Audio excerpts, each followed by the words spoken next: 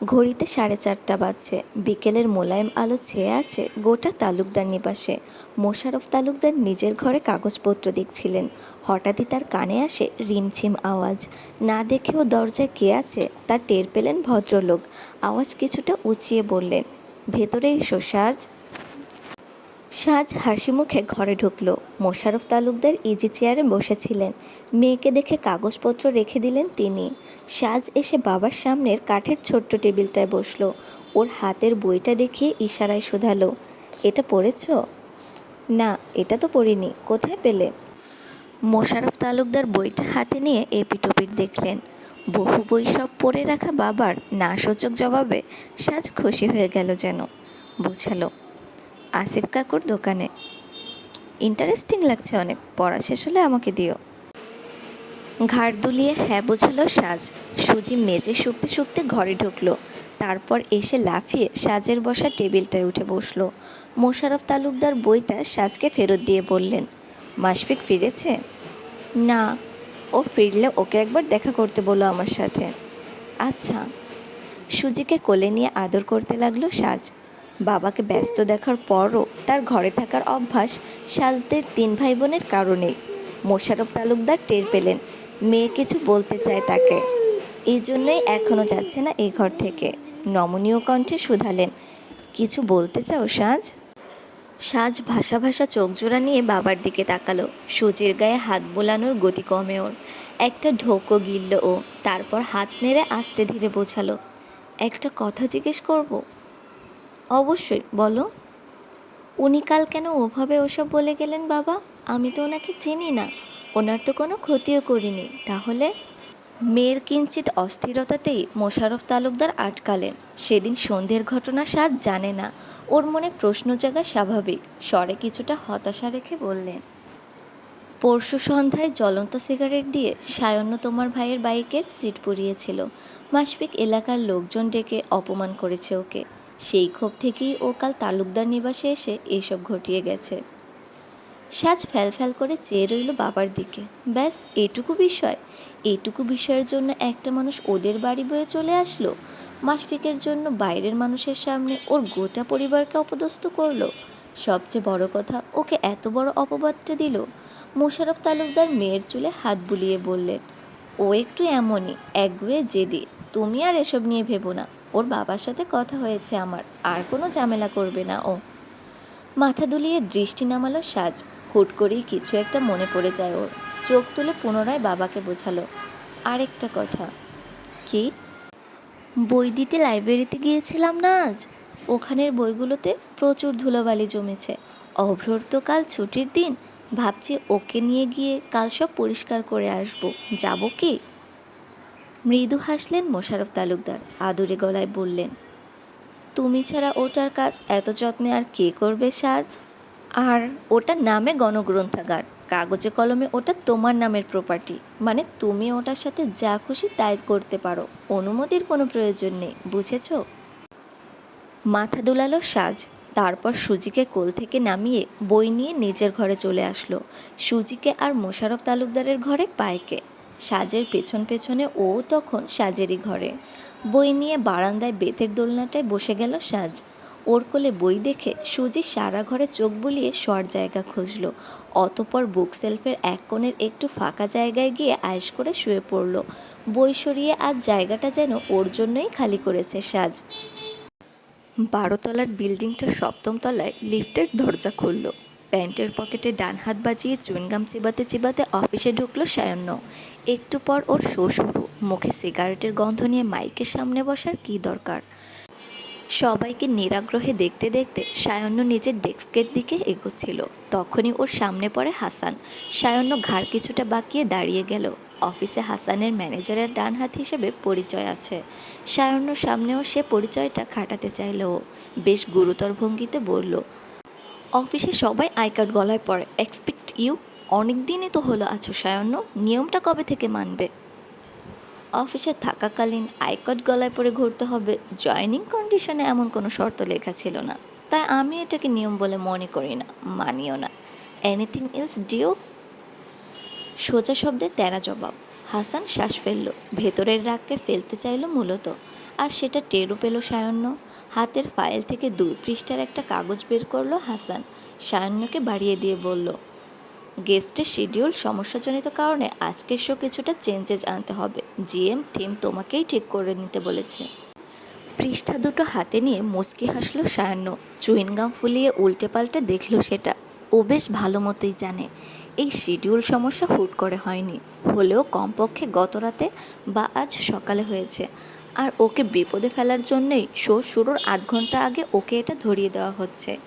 এটা অবশ্য সায়ানোর জন্য নতুন না। হাসান প্রায়ই এমন পরিস্থিতি তৈরি করে যেন ও থিম ঠিক করার জন্য সময় কম পায় আর জিএমের রোষের মুখে পড়ে।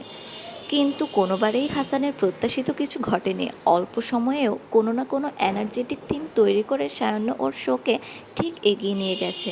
কাগজটা দেখে সায়ান্ন চোখ তুলল, মাথা নেড়ে একদম নিশ্চিন্তে হাসানকে বলল, ওকে ডান। কপালে টনটনে ব্যথা অনুভব হয় হাসানের। অফিসে নিজের পজিশন নিয়ে সন্তুষ্ট ও।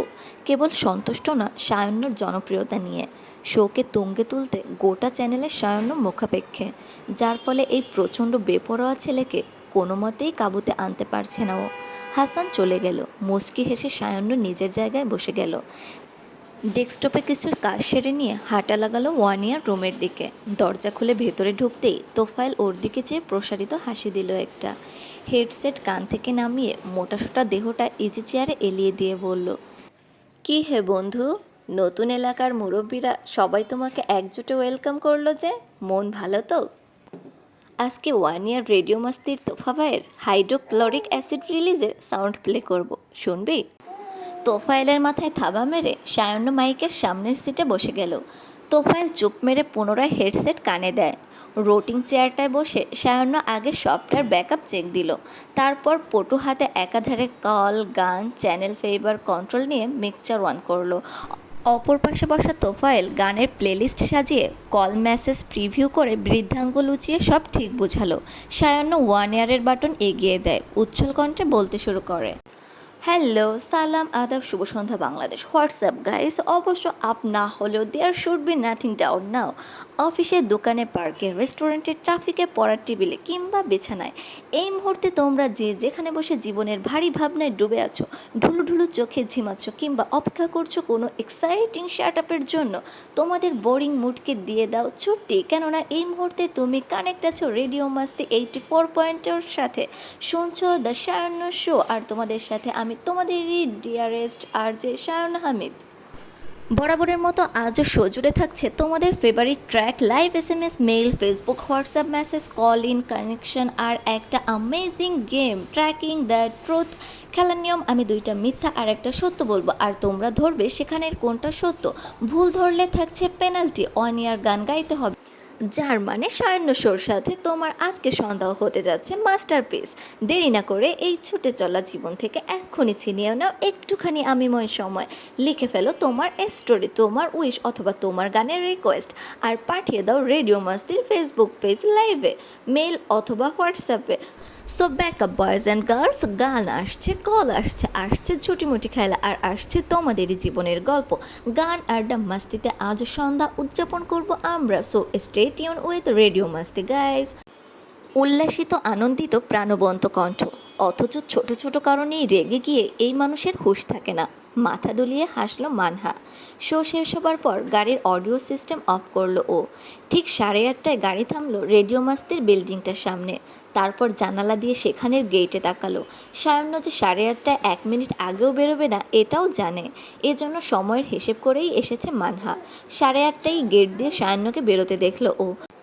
বাইরে বেরিয়ে এসে পকেট থেকে ফোন বের করে সেটা কানে তুলল। ইয়ারবাডে কল রিসিভ করে কলদাতাকে দেখতে দেখতে মানহা বলল, অপোজিটের রোডে আছি। কল কেটে দিয়ে সোজা তাকালো সায়ন্য, অতপর মৃদু দৌড়ে রাস্তা পার হয়ে গাড়ির দিকে আসলো। মানহার জানালায় ঝুঁকে বলল, 2 মিনিট বসো, আমি আসছি। লোক, আগে গাড়িতে বসো, দরকারি কাজটাই 2 মিনিট পরে করো। দরকারি কাজ বলতে যে মানহা ওর সিগারেট খাওয়াকে বুঝিয়েছে সেটা বুঝলো সায়ান্ন, আর কথা বাড়ালো না। ঘুরে এসে ফ্রন্ট সিটে বসে ফোন বের করলো। মানহা গাড়ি স্টার্ট দিয়ে বলল, চাইনিজ অর ইটালিয়ান? ডিনারে চাইনিজ কবে খেয়েছো? সায়ান্ন ফোন থেকে চোখ তুলল না। আশানুরূপ জবাবটাই পেয়েছিল মানহা। রাতে বাইরে খেলে কখনো চাইনিজ খায় না ও। একই খাদ্যাভ্যাস সায়ন্নেরও। 5 মিনিট ড্রাইভ করে একটা রেস্টুরেন্টে এসে পৌঁছালো ওরা। সায়ান্য গাড়ি থেকে নেমে ফোন পকেটে পুরে দাঁড়ালো। ড্রাইভিং সিটে বসে দুর্দণ্ড ওকে দেখলো মানহা। সুদর্শন সুঠামদেহী এই পুরুষকে দেখতে শুরু করলে যে কারো জন্যই চোখ ফেরানো দায়। ওরও হতো, হয়তো আজও হচ্ছে, কিন্তু তবুও চোখ ফেরালো মানহা। সাইড ব্যাগ কবজিতে ঝুলিয়ে পেন্সিল হিলের আওয়াজ তুলে সায়ান্নর পেছন পেছনে রেস্টুরেন্টে ঢুকলো। অর্ডার করার অল্প সময়েই খাবার চলে আসে। মানহা খেতে খেতে বলল, কোথায় ছিলে এ কয়দিন? ময়মনসিংহে। ময়মনসিংহে কেন?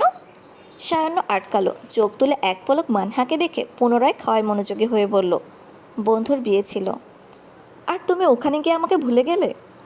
সায়ান্ন এবার ভুরু কুঁচকে মানহার দিকে তাকালো, না বোঝার মতো করে বলল, হোয়াট ডু ইউ মিন? আমি যা মিন করছি তা তুমি বুঝেছ? না, আমি বুঝছি না, মেক ইট ক্লিয়ার। সায়ান্ন শান্ত ভঙ্গিমা।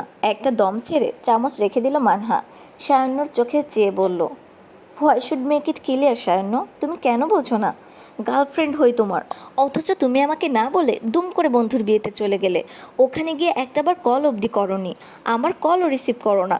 6 দিন পর ঢাকা ফিরে মেসেজ করছো দেখা করতে পারবো কি না। মানহার কথা শুনে সায়নের চাহনি প্রসারিত হয়, আর সে চাহনিতে বিস্ময়। ভার্সিটির ফার্স্ট ইয়ার থেকে ও যে মানহাকে চেনে, সে মানহা এভাবে কথা বলে না, কারো কাজে দখল আন্দাজ করে না, জবাবদিহিতা চায় না, সম্পর্ক টেকাতে আকাশ পাতাল এক করে না, বা সামনের জনের থেকে আশাও করে না। এজন্যই তো এখনও মানহার সাথে আছে ও, যাতে কখনো কোনো কিছুর জন্য ওকে গার্লফ্রেন্ডের কাছে অনুমতি, জবাবদিহিতা আর আবেগের বেড়াজালে বাঁধা না থাকতে হয়। অথচ সে মানহাও আজ তার ওপরে অধিকারবোধ খাটাতে চাইছে। সায়ান্নর নিজের চোখ কানকে বিশ্বাস করতে কষ্ট হয়। হৃদয়ের সবটুকু অবিশ্বাস নিয়ে ও অস্পষ্ট স্বরে বলে, হোয়াটস রং উইথ ইউ? দৃষ্টি সরায় মানহা, আর মেজাজ খারাপ হয়ে কপালে ভাঁজ পড়ে সায়ান্নর। ও পুনরায় বলে, লিসেন মানহা, আমি তোমার থেকে অভিমান অভিযোগের চিপ ড্রামা এক্সপেক্ট করি না। তবুও যদি তুমি এমন কোনো ড্রামা করতে ইচ্ছুক হও, স্টপ ইট রাইট হিয়ার। যা বলার তা স্পষ্ট করে বলো। তোমার মতে একটা সম্পর্ক টিকে থাকার জন্য সবচেয়ে জরুরি কী সায়ান্ন? সায়ান্নর চোখে চোখ রেখে জিজ্ঞেস করলো মানহা। সায়ান্ন আগ্রহী হলো। এই প্রশ্ন দিয়ে 2 বছর আগে সম্পর্ক শুরু হয়েছিল ওদের, আর ওরা দুজনেই এর জবাব দিয়েছিল একই মানসিকতা। আজ 2 বছর পরও সায়ান্নর জবাব বদলায়নি। সেবারের মতো আজও ও জবাব দিল, দুজনের মেন্টালিটি সেম হওয়া। আর যতদূর আমি জানি এটা শুধু আমার মত না, তোমারও মত। এজন্যই আমরা এখনও একসাথে। কিন্তু আমি যদি বলি এখন আমার মত বদলেছে? সায়ান্ন বলার কিছু পেল না, কেবল চেয়ে রইল মানহার দিকে। বড়লোক বাবার মেয়ে মানহা স্বভাবে সায়ান্নরই সমতুল্য। কোনো কিছুর তোয়াক্কা না করা, দুজনের এই ধারার বৈশিষ্ট্যই ওদের একে অপরের সাথে থাকার কারণ।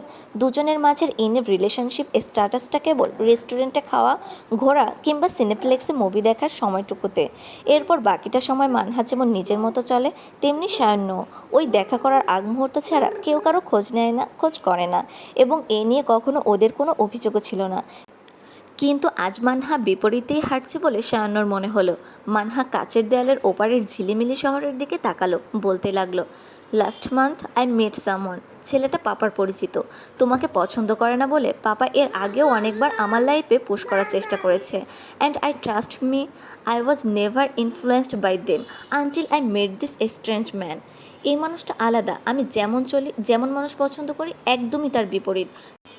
সময় অসময় টেক্সট করা মানুষদের আমার বেকার মনে হয়, আমি বিরক্ত হই। কিন্তু এই মহাব্যস্ত লোকটা নিয়মিত আমাকে কল করে, টেক্সট করে, গুড মর্নিং বলে, খেয়েছি কিনা জিজ্ঞেস করে। আমি কারো থেকে এফোর্ট এক্সপেক্ট করি না, কখনো কারোর জন্য এফোর্ট দেওয়ার পছন্দ করি না। কিন্তু এই মানুষটা এফোর্ট এক্সপেক্ট না করলেও এফোর্ট দিতে ভালোবাসে। আমার কাছে গিফট, সারপ্রাইজ এগুলো ক্রেজ লাগে, কিন্তু তবু এই লোকটা আমাকে হুটহাট গিফট দিয়ে স্পেশাল ফিল করায়। প্রেমিকা 1 মাস হলো অন্য আরেকটা ছেলের সাথে যোগাযোগ রাখছে, এমন কথাটা শোনার পর যে কোনো প্রেমিকের পাগলপাড়া প্রতিক্রিয়া হওয়ার কথা। অথচ সায়ন্য হামিদ মানহার কথার মাঝে একটা শব্দও বলল না, বরং সর্বোচ্চ মনোযোগ দিয়ে ও মানহার কথা শুনল। সে অন্য ছেলের গুড মর্নিং শুনে গিফট নেয়, এফোর্টে খুশি হয়। একটানা বলা শেষে মানহা ওর দিকে তাকালো, মৃদু একটা হাসির সাথে বলল, তোমার হয়তো এসব শুনে হাসি পাচ্ছে তাই না সায়ন্য?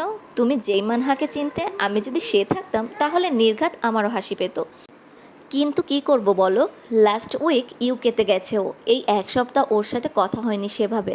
আর এই এক সপ্তাহে আমি রিয়েলাইজ করেছি তোমার সাথে যোগাযোগ না থাকলেও আমি বাঁচবো, কিন্তু ওই লোকটার এই সমস্ত ক্রিজ কার্যক্রম না থাকলে আমার বেঁচে থাকাটা কষ্ট হবে। এবার তুমিই বলো এই ভাবনাকে আমি কী নাম দিই। হুট করে সায়ান্য হেসে ফেলল। মানহা অবাক হলো না। সায়ান্নর মনোভাব জানেও, প্রেম ভালোবাসা সম্পর্কে ওর কী ধারণা সেটাও জানে। তাই ও সায়ান্নর থেকে কোনো বুঝদার কথা আশা করলো না। সায়ান্য হাসি কমিয়ে খাবার নাড়তে নাড়তে বলল, তুমি আসলেও তুমি নেই মানহা। যাক তাও ভালো, 2 বছর পরই হোক, you have got love of your life, congrats. সায়নও বেশ মজা নিয়ে বলছিল আর খাচ্ছিল। মানহা কিছু বলল না, অবাকও হলো না, কেননা ও জানতো এইসব শোনার পর সায়নের প্রতিক্রিয়া কেমন হবে। দুজনের মাঝে কেউ যদি কখনো সম্পর্কটা থেকে বেরিয়ে যেতে চায়, সেটা অপরজন বিনা বাক্যে মেনে নেবে। ওদের প্রেম শুরুর শর্তগুলোর এটাও একটা ছিল। আর সায়ন্য হামিদ কখনোই কোনো শর্তকে অতিক্রম করতো না, আজও করলো না।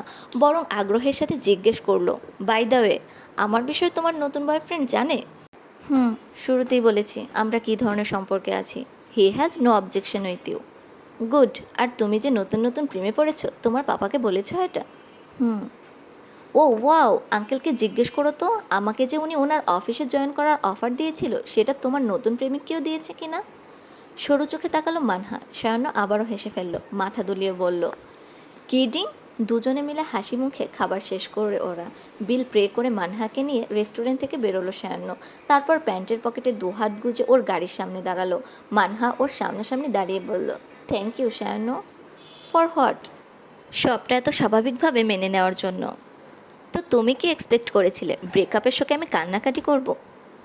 না, ভার্সিটির ফার্স্ট ইয়ার থেকে চিনি তোমাকে। প্রেমিকার বিচ্ছেদে দেবদাস হবার মতো ক্যারেক্টার যে তুমি নাও, 6 বছরের পরিচয়, এটুকু তো জানি। সায়ন্য তেমনি হাসলো, তারপর হাত ঘড়ি দেখে নিয়ে বলল, যাই হোক অনেক রাত হয়ে গেছে, যাওয়া উচিত আমাদের। তুমিও এগো। আর হ্যাঁ, পারলে আমাকে এক্স না ভেবে ফ্রেন্ড ভেবো। I will be always there for you. নতুন সম্পর্কের জন্য শুভকামনা। Thank you. মুচকি হেসে পা বাড়াচ্ছিল সায়ন্য। হুট করেই ওকে পেছন থেকে ডাক লাগালো মানহা। সায়ন্য দাঁড়িয়ে পেছনে ফিরল, ভ্রু নাচিয়ে বোঝালো, কি? মানহা এক পা এগিয়ে বলল, তোমার জন্য একটা সাজেশন আছে, দেবো? লাভগুরু হয়ে গেছো, দাও। পরের বার কোনো সম্পর্কে জড়ালে সেম মেন্টালিটি খোঁজো না। সেম মেন্টালিটির তো ছিলাম না আমরা, অথচ 2 বছরেও তুমি আমার প্রেমে পড়তে পারোনি। তাই এবার ভালোবাসলে নিজের উল্টো কাউকে খোঁজো। তুমি বিরক্ত হলে সে যেন আহ্লাদি হয়, তুমি রাগলে সে যেন শান্ত থাকে, তুমি দূরে গেলে সে যেন তোমায় কাছে থাকে, তুমি বললে সে যেন চুপ থাকে, এমন। সায়ান্ন থমকায়, মানহার দিকে এক দৃষ্টিতে চেয়ে রয়। আসছি, অল দ্য বেস্ট বলে ড্রাইভিং সিটে বসে গেল মানহা। ও গাড়ি নিয়ে চলে গেলে ধ্যান ভাঙে সায়ন্নর, কিন্তু মাথা থেকে মানহার বলা কথাগুলো সরল না। হয়তো সবচেয়ে গাঢ় হয়ে রইল ওর বলা শেষ লাইনটা। কেমন মেয়ে লাগবে সায়ন্নর? ও বললে কেউ যেন চুপ থাকে, এমন মেয়ে। চুপ থাকে এই হুল্লোড়ময় দুনিয়াতে? চুপ থাকে কে? কথা না বলে কে থাকে? বোবারা। দুম করে ওর মাসফিকের বোনের কথা মনে পড়ে যায়। মাথা তৎক্ষণাৎ ঝাড়া মারল সায়ান্ন। কী সব উল্টাপাল্টা ভাবছে ও? এইসব নির্ঘাত মানহার সাথে সময় কাটানোর ফল। সায়ান্ন তখন সিদ্ধান্ত নিয়ে ফেলল, প্রেম করা মানহার সাথে আর দেখা সাক্ষাৎ করবে না ও। প্রেমে পড়ে গোল্লায় গেছে এ মেয়ে, ওর সাথে যোগাযোগ রাখলে ওর মাথাও গোল্লায় যাবে। আর সায়ান্ন হামিদ প্রেমে পড়ে গোল্লায় যাওয়াদের দলে নাম লেখাতে চায় না, কদাপি নেহি।